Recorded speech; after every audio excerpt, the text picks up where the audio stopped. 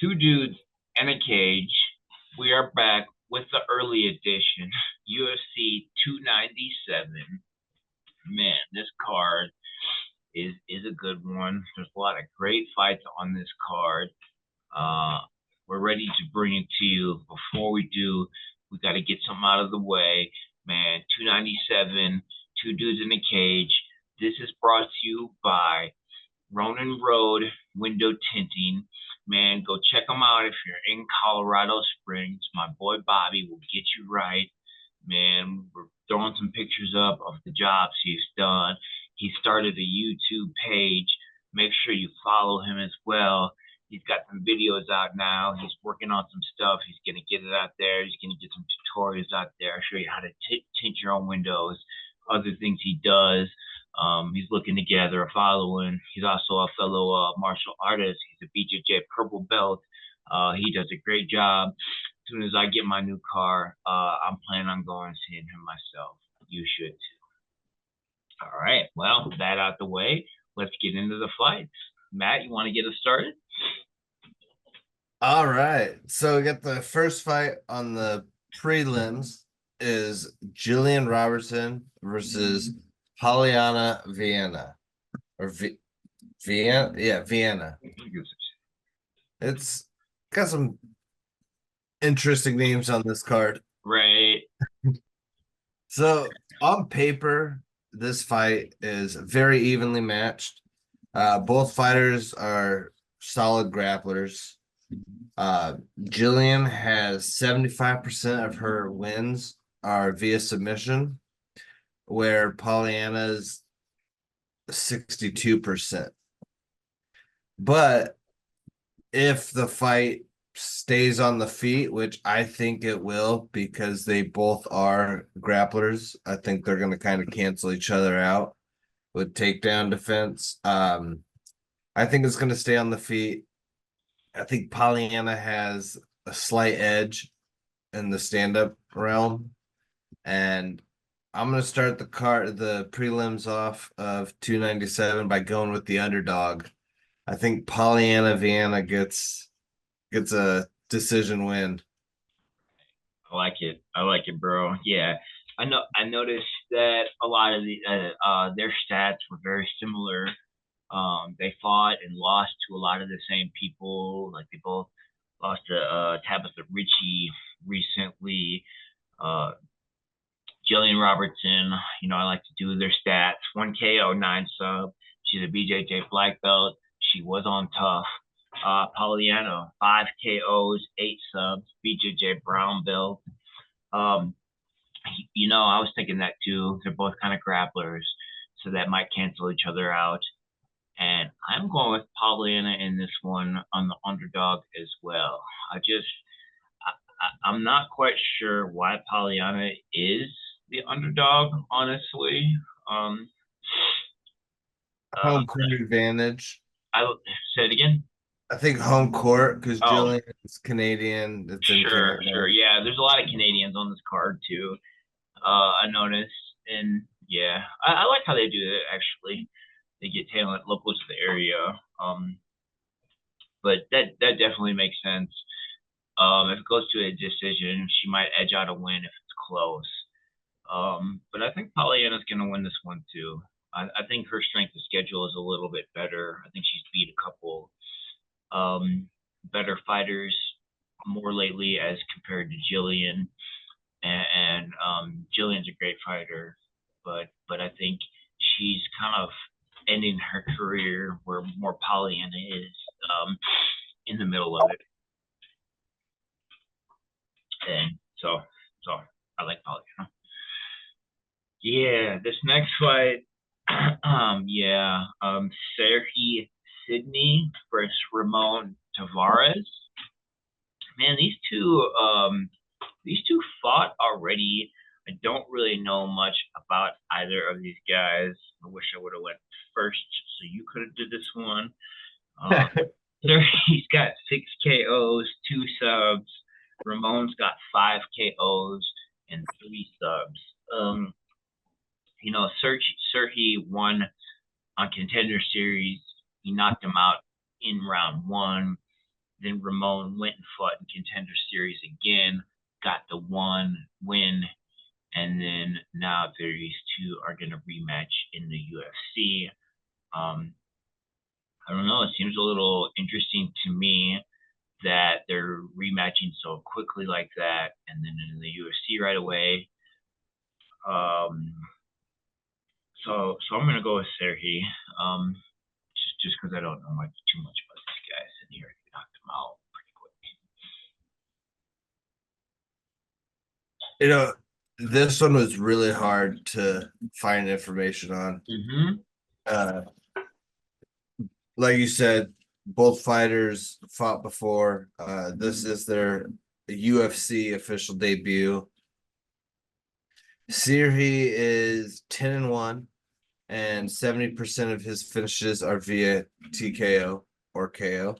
Ramon is 9-2, and 56% of his finishes are KO, but 33% of his finishes are submission.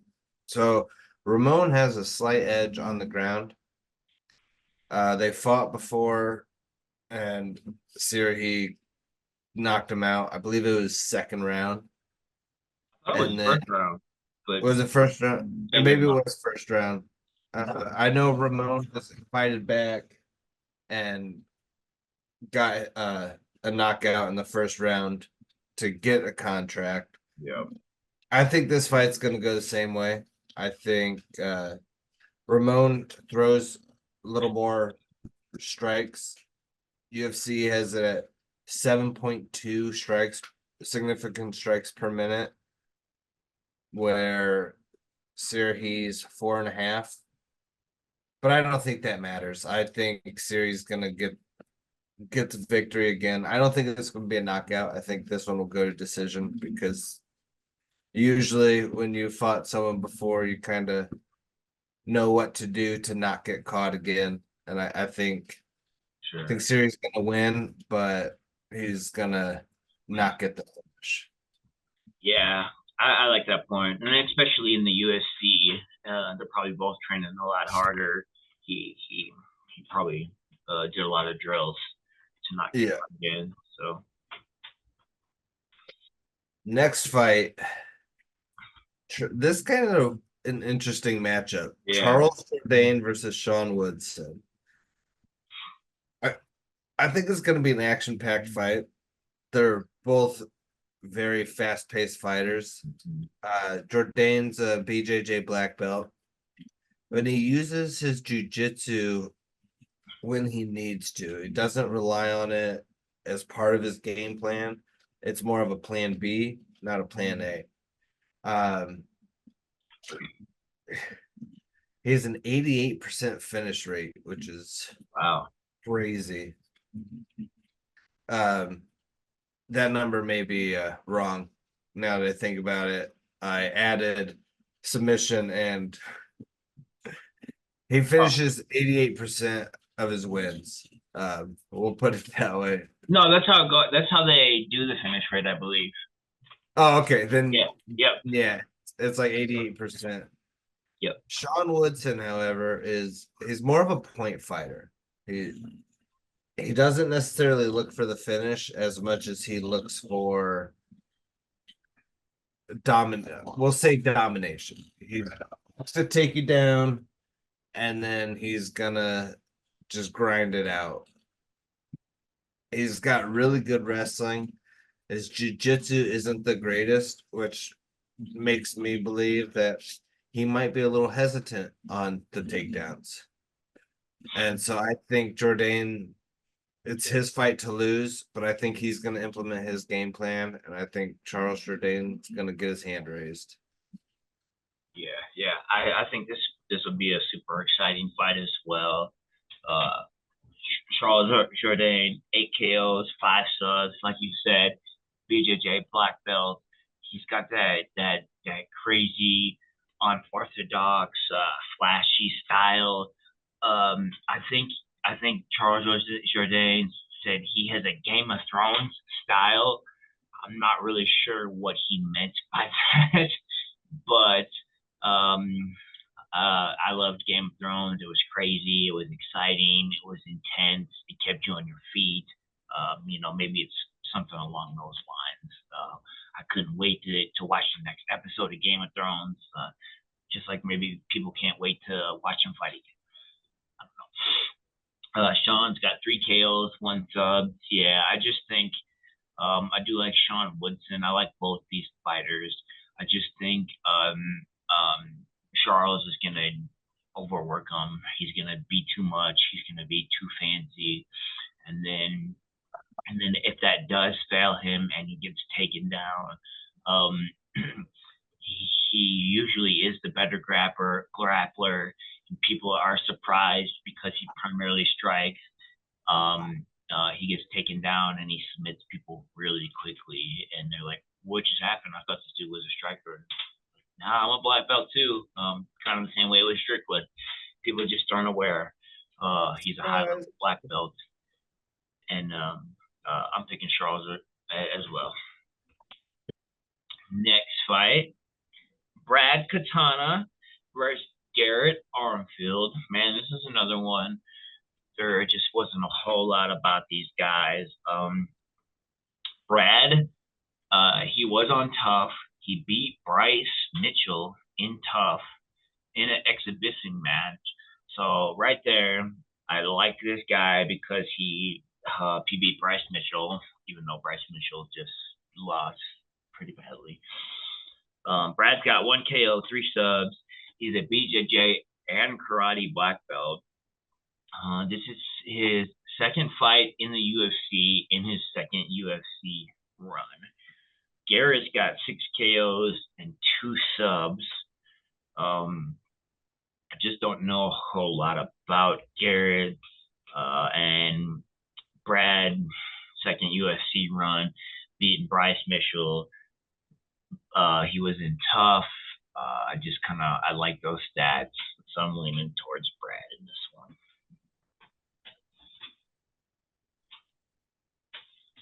Yeah, I was gonna try to pull up Garrett's wiki, but doesn't exist. He doesn't have one. So Brad Katona is the only fighter to win the Ultimate Fighter twice. I don't know if that's a good thing or a bad thing. Right. He's a very experienced fighter. He is a good fighter if the matchup serves him well. I think the first UFC stint kind of showed that if he gets a matchup that favors him, he'll win. I think this matchup favors him. He's on a 5-fight win streak, and that's including Brave and the UFC Ultimate Fighter comeback finale or whatever the last season was called. Since this is his second stint in the UFC, he is a little older. I think they're going to give him this fight to, get a win, and then he's going to go straight into start fighting killers again, just because he's not a young prospect anymore. He's a middle of the road prospect now. Yeah. So I think Katona is going to get it done quite easily, and it'll be interesting to see who his next opponent is. Yeah, and yeah. I think same with Armfield. He's dropping down to bantamweight to fight this one, so that's going to be an interesting matchup there. But right, don't Katona.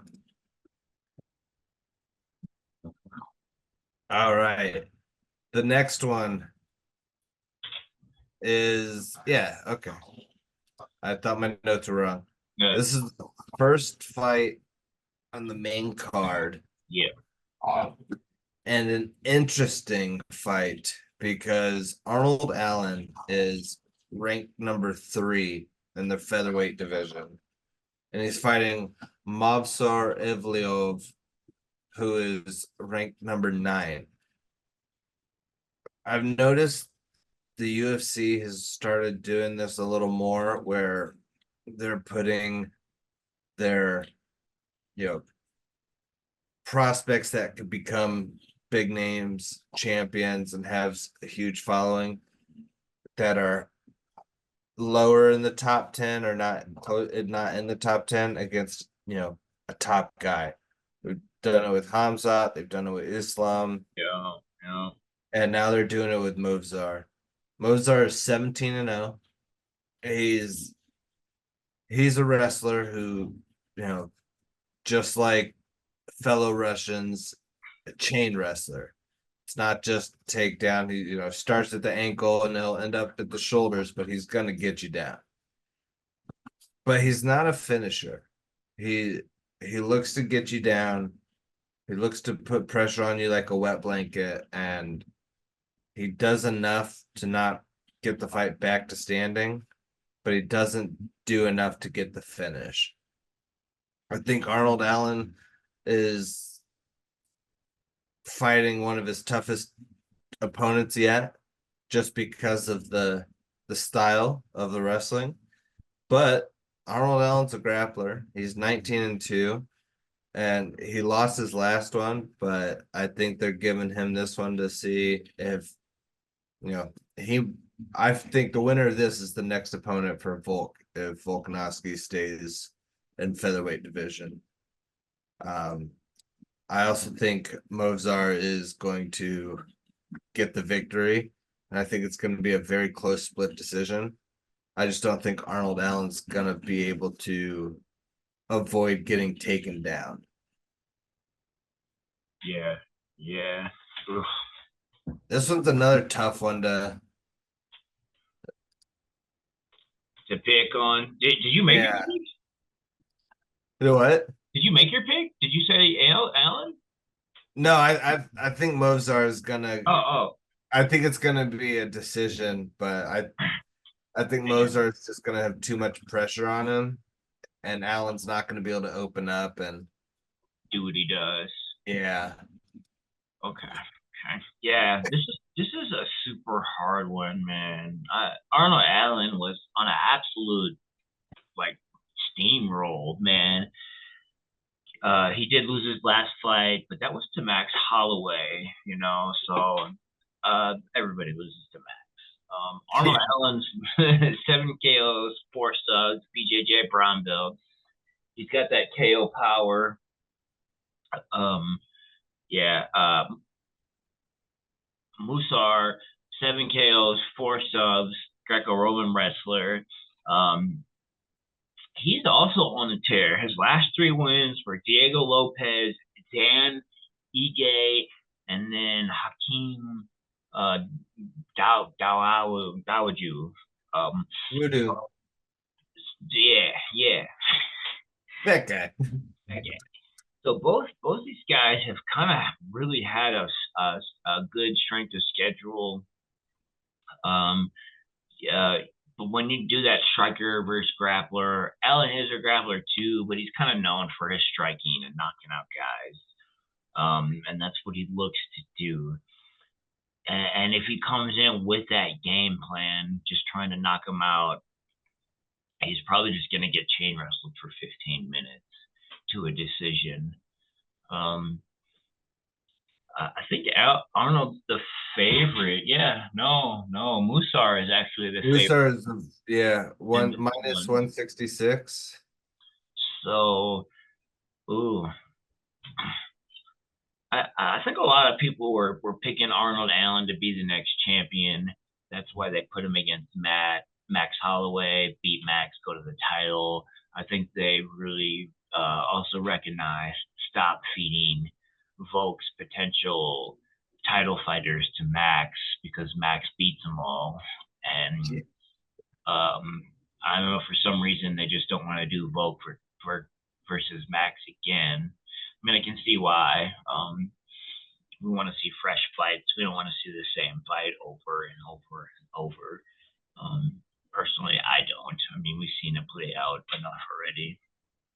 But it's kind of bad for Max. But anyway, Well, puts Max at that gatekeeper, and he's not that. Right. Like, Right. he didn't take a step down. He just doesn't. He can't find a game plan to put Volk away, Yeah.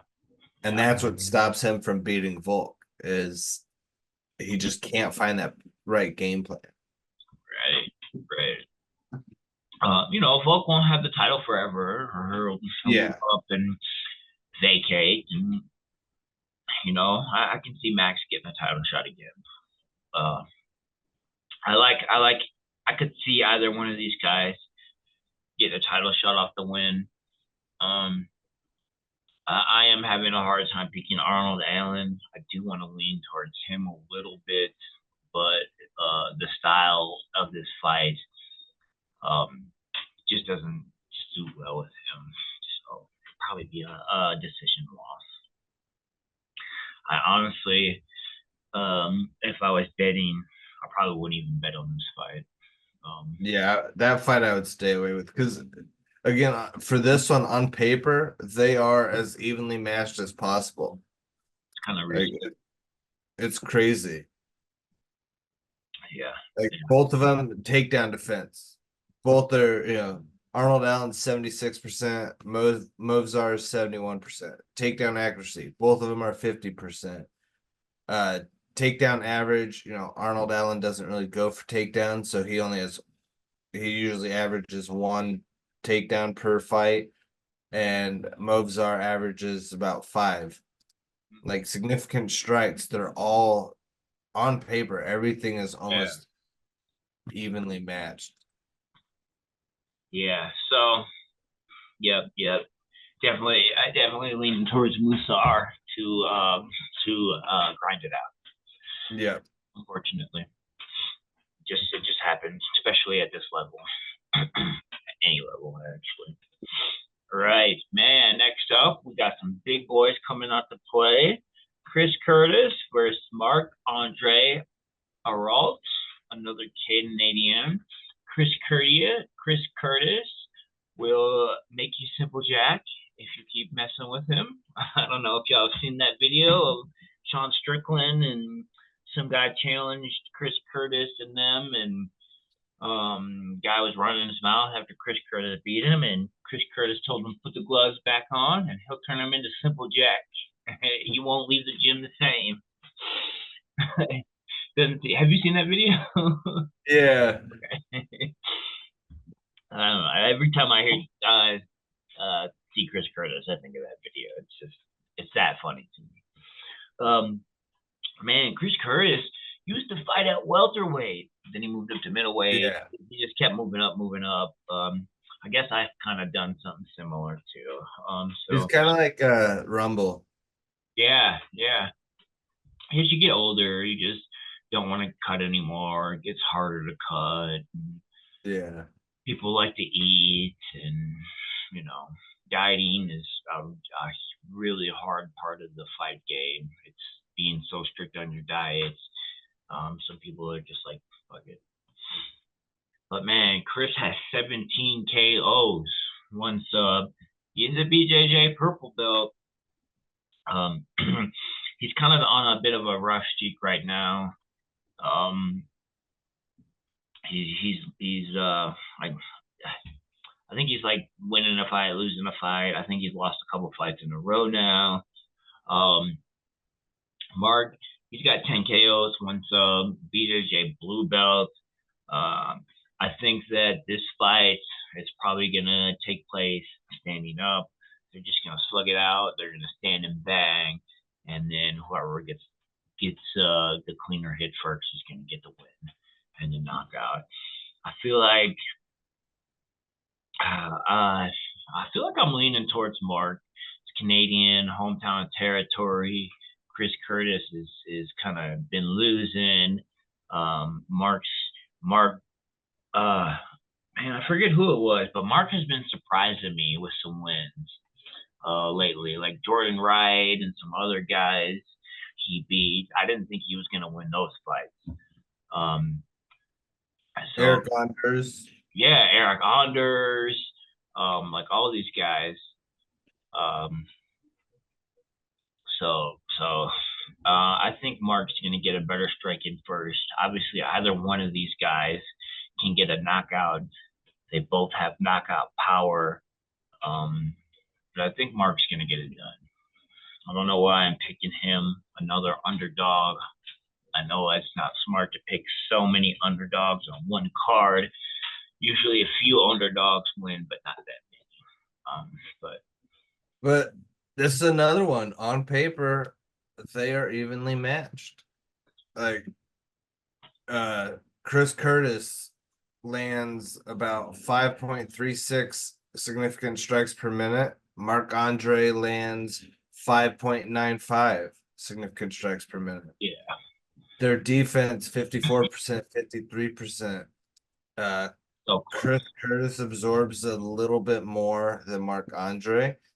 And at heavyweight, that is a factor of who's going to get the victory. So I too picked Marc-Andre. I just, they both have the knockout power and they both have decent gas tanks, especially at heavyweight. I just, Chris Curtis has 92% takedown defense, but again, heavyweight, they don't really look for takedowns. Probably only been tried to take down a few times, Yeah. I think it's not going to go to the ground. This will be more of a boxing match. And I think, even though Marc-Andre is 1.5 inch less reach and the taller fighter, which is crazy, 2 inches taller, but his reach is 1.5 inches shorter. Oh man. Yeah, but I still think Marc-Andre is gonna land the cleaner shots, and I think he's gonna get it done. And I think that might be why he's an underdog, because it is heavyweight and reach does matter. Yeah, sure. Yeah. But not today. Well, not Saturday. That's Saturday. Yeah. Next fight. This one, Bro. Great matchup. Sorry, doing Neil dirty. The UFC matchmakers do a great job. They really do. Yeah, but they're doing Neil dirty in this one. It's Neil Magny versus Mike Malloy or Malott. I think it's Malloy. I thought it was He's Malott. Canadian, so I think the T's are silent. Oh, really? Oh, I didn't know that. I could be making that up. I probably. Sounds great though. Sounds good.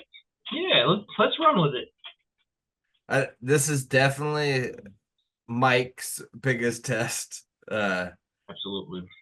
He is 3-0 in the UFC with 3 finishes, but none of those 3 guys aren't Neil Magny. However, Neil Magny is as talented as he is. He struggles against grapplers. And what does UFC do? They give him another grappler. If Neil can manage the distance and manage the pace of the fight early, it'll help him in the later rounds where he just needs to hang on and outpoint. If it's anything like the Gilbert Burns or the Mike Chiesa, where he just can't set that pace, I think Mike Malloy gets it done. Very tough to pick. I like picking Neil Magny, but unfortunately, I'm gonna have to pick the favorite to win this one, and I'm gonna have to go Mike Malloy by decision. Yeah.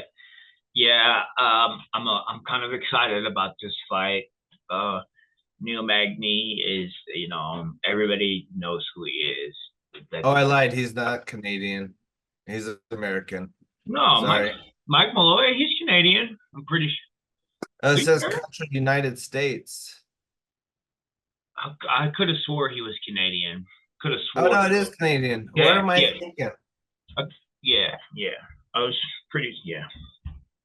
Oh, it says fighting. It says country, United States on UFC. It's so weird. I'll shut up. I'll let you pick. No, whatever, dude. You know we like talking to It's info. too early. Yeah, yeah. For those of you who don't know, we got up super early to do this because we both have busy schedules with our jobs. So, we work for the same company, but not for long. Anyway, Neil Magny. Man, I like Neil Magny, man. He's been in the game forever. He's fought the who's who, 7 KOs, 4 subs, BJJ brown belt. He's kind of been on a 50-50 win-lose, win-lose, win-win-lose type of thing for a while. He's got long reach. Like you said, he does struggle with grapplers. It's been shown time and time again in his fights. Malott, 4 KOs, 6 subs, BJJ black belt. Man, Mike's been doing it. Been winning every fight. Been finishing guys in the UFC. I like this guy. I like his character. I like his attitude. I like how he fights. I think this guy could be a future star. I believe he's going to beat Neil Magny. It is his biggest test to date. He has not fought guys nowhere near the level of competition as Neil Magny. So it potentially could be too big of a step up for him. But I think that he will be ready. I think that he will be prepared. I don't think that he's going to waste this opportunity, and he's going to make the most of it because he knows what's on the line if he wins. And what I hope that, you know, if he beats Neil Magny, they're just going to throw him in there with Killer's Row. I hope that they don't do that. Because sometimes the UFC throws people into the deep end too fast. I just don't want to see that with Mike. I hope they build him up some more, give him some other names along par with Neil Magny. But I'm getting ahead of myself. I think Mike can win this fight anywhere it goes. He's got great striking. He's got great ground game. I think it might have been Contender Series fight. Dude took him down and he submitted him like in 10 seconds. And It reminds me of Machado Gary. yeah, Like not as like fluid, but he's well-rounded. well-rounded, sure. Yeah, ground and stand up. He's a new age fighter. Is New age like, fighter. it's Yeah, not one thing he's really good at. yeah, yeah. And Neil Magny just lost to Ian. He did via Oh. decision. So yeah, I'm picking Mike on this one for sure. Man, ooh, now we're at the co-main event. 2 title fights on this card. Could you get more money's worth? Plus, y'all, they got the $10 discount. Oh, well, you guys might have missed out on that if you ain't bought the card already. But they were even running a promo on it, too. I like this fight. Raquel Pennington versus Mayra Bueno Silva. You know, Raquel Pennington, you know, we live in the same city. I know people that know her, you know what I'm saying? I don't really. We're friends on Facebook. I don't really know her or Tisha, but I've definitely followed their careers for a long time. Long time. I wish I could meet them someday. That would be dope. Raquel's got 1 KO, 4 sub, BJJ purple belt. Mayra, 1 KO, 7 subs, BJJ brown belt. Raquel has not lost since she fought Holly Holm. Mayra just beat Holly Holm, but it was overturned because she failed for Ritalin. Yeah, I don't know. There is a lot of controversy around the drug test. and then it was only for Ritalin. A lot of people think it should be overturned. A lot of people think it was valid. I'm not really experienced with how Ritalin makes you feel, but a lot of people say, it makes you feel good. It's like an upper, so you could train more, train harder while being on it. So it is kind of a good overturned fight. Let's hope she stopped taking that and doesn't go for it again, especially now that she's got a title fight. Mayra, 1 KO, 7 subs. They both have quite a lot of subs, but only 1 knockout. I'm wondering if their grappling is gonna cancel each other out, and it's gonna turn into a striking boxing match. And who does that favor if it does happen to that? I think Raquel has been working really hard for this. She's been posting a lot of videos, training with a lot of people. I think she really wants this win. I'm having a hard time kind of leaning towards either one. I do kind of like Raquel in this, but I can see Mayra winning this since she did beat Holly Holm. I know MMA math doesn't add up, but I don't know. Guess I'm gonna lean towards Raquel. You're going with Raquel? Yeah. Yep. Yeah. Both of these fights are really, really tough to pick.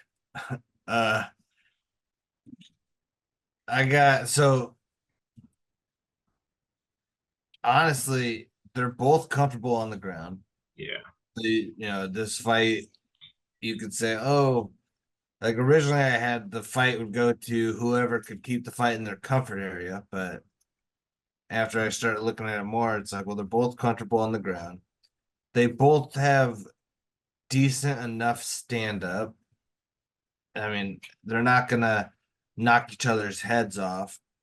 I think if Pennington can go heavy on the leg kicks, I think that's really going to give her a huge edge in the fight. We know Silva's going to try to take her to the ground. Even though they're both, really good grapplers, I think Silva has a slight edge in the grappling. Amanda Nunes was able to, piece Raquel apart on the feet. Mayra is not going to be able to do that. So I think if Raquel can keep it standing, Raquel has the edge there. If she can, defend the takedown, throw those leg kicks, I think Raquel will get it finished. I do want to say, I meant to say this at the beginning, I think it's awesome that the UFC waited for this title fight until the beginning of the year, with Amanda Nunes retiring last year. Not, saying, oh, we have a new champion immediately. They waited 6 months before, so that was awesome. Yeah. So it's kind of pays tribute and respect to her and her legacy. Yeah. And what she did. Yeah, I didn't even think about that. I like that. Yeah, and I think Raquel has a slight advantage in experience. She's had a lot of 5-round fights prior. So I think I think she's gonna get it done. I know but she's the underdog, which has me originally, when I originally looked at it, I had Silva by submission in the 4th round. Okay. So for the sake of this, I'm gonna say Silva 4th round submission. Nice. But I won't be mad if either way. I would love to see Raquel win it just because she was so close and then she just wasn't at Amanda's level. And she has came so far from then to now that it Right. would be awesome to see her win. Yeah. Yeah. I think that's kind of why I picked her, but I definitely can see Mayra getting a submission win, especially in the later rounds when they start getting Yeah. tired. That fight and the main event are so hard to. I mean, a lot of these fights are hard to pick, but these two were the hardest for me. Definitely. In the main event, we have Sean Strickland versus Dricus du Plessis. Here's another one. You know, I don't know who I want to win this one. Man, it's hard. It's hard. Like Strickland looked really good against Izzy, but Izzy didn't look like Izzy. No. No. And then du Plessis looked really good against Whitaker, but only fought him for half a round. I think it might have went second. I'll have to look it up. It wasn't a full fight. It You wasn't know, that long. Yeah. Yeah. yeah, I'm He pretty finished sure him. it's first round finish. I think I mean obviously the UFC wanted du Plessis versus Izzy because the whole Africa angle, Yeah. and then now they have I can't believe we sat them that close to each other Right. last pay-per-view. Like you guys didn't know that. Shit. Yeah. So the Philly shell is effective for Strickland, but du Plessis doesn't really throw straight jabs. He has looping punches where in boxing, the Philly shell doesn't really work for that. The Philly shell is defend the jab, and then stick your cross in when you can. This fight, it's gonna stay on the feet. They're gonna strike. They'll mix in kicks here and there, but it's gonna be more of a boxing match. And with that, I think Strickland, he's not world class at anything, but he has heart. Yeah. And so I think it's going to be a very close one. du Plessis' gas tank has been in question. And we haven't really seen him fight a full fight since he had his nose surgery. So we don't know how his, oxygen intake was increased or if it was never that bad and the coach just said it was. So with that, knowing what we know right now, I have to say we're gonna hear and still, and I think Strickland's gonna get a decision. Okay. Okay. I don't think Dricus had a gas tank issue as more as that he couldn't breathe through his nose. And I think he got that surgery done. I think he had it done before his last fight as well. I And thought he had it done before, and then he fought Whitaker. yeah. That's yeah. Yeah, And he looked amazing. And he didn't breathe, wasn't breathing hard like normal. I mean, I have that issue too. My nose is fucked up. I can't breathe through my nose at all.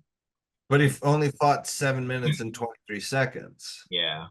I need that same surgery he got so I can breathe through my nose. Because my nose is messed up. And I breathe through my mouth a lot in my fights. And it's just hard. So I What do think you that think is the going to make it recovery good. time is on that? It's probably pretty quick. Oh, because I was gonna say he fought March 4th and then July 8th. I'd say it's probably like a month at the most. Okay. It's probably non-invasive surgery. I feel like they probably just put him to sleep and wake him up 30 minutes later, and they just Yeah. they don't really have to cut you open, so there's not like a stitches that have to heal and things like that. Honestly, you could probably get the surgery done and go to training that night. You could go lift, you could go do cardio, you could do something. You might not want to get like punched in the nose right afterwards, but it probably didn't even stop his training afterwards. At least that's what I would think. Man, Sean Strickland's got 11 KOs, 4 subs. BJJ black belt. Dricus 9 KOs, 10 subs. Second degree black belt in kickboxing. I do think this will be more of a stand-up fight. I think Sean's mad. He's gonna be coming for it. It is hard to pick a definitive winner in this, honestly. I think if Dricus is like fighting with his emotion and is angry and is swinging wild and crazy, he could catch Sean Strickland, but he also could get caught as well. I think that nose surgery is going to do him well. And he'll be able to survive the later rounds. Honestly, I think one of these guys is going to get a finish. I am having a hard time picking, but I think Sean's heart and his mentality is going to prevail. I think Dricus, he's probably going to swing for the fences. He's going to tire himself out, and if he doesn't land one of those punches and get lucky, Sean Strickland's going to finish him once he gets tired. I can see Dricus getting a knockout win, but he's going to have to get lucky. That's just my opinion. I think Sean will probably win this one. So, devil's advocate, real quick, since this is the last fight we're covering. If Duplessis say Duplessis wins, does he call out Izzy and try to get Izzy back? Oh, hell yeah. That's the first thing he's going to say is... I think that's the only fight that he can have as his first defense if he were to win, you know. It'd be a good way to get Izzy back in for the title fight too, honestly. Yeah, UFC 300. There you go. Boom. I like it. It's weird for UFC 300. Like nothing against Weili Zhang, but they have her as the headliner. The headliner right now. Yeah, right. Nothing against her, but maybe she's got a huge following in China, and which she does. But you know, if you think about like UFC 100, UFC 200, those were some stacked cards. Yeah, I hope Jim Miller. Like I know he just won Saturday. Yeah, it would be awesome to get him on UFC 300 because then he'd be on 100, 200, and 300. I think they will get him on there for real. I think they will. That'd be awesome. Hell yeah, man! You heard our picks. We're starting to gather a following.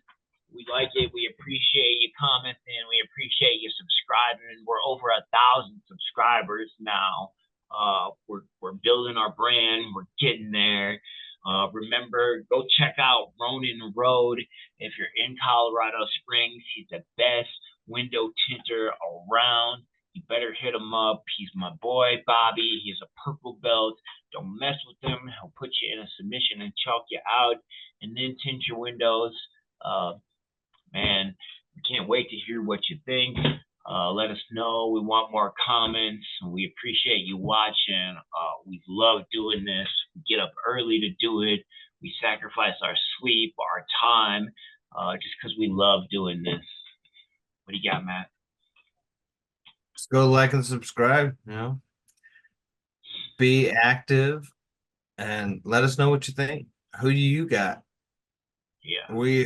We're very underdog heavy on this card, so it'd be interesting to see what you guys think. Yeah, excited to see how it all plays out. We'll be watching Saturday. We hope you watch too. 2 dudes in a cage. We're out.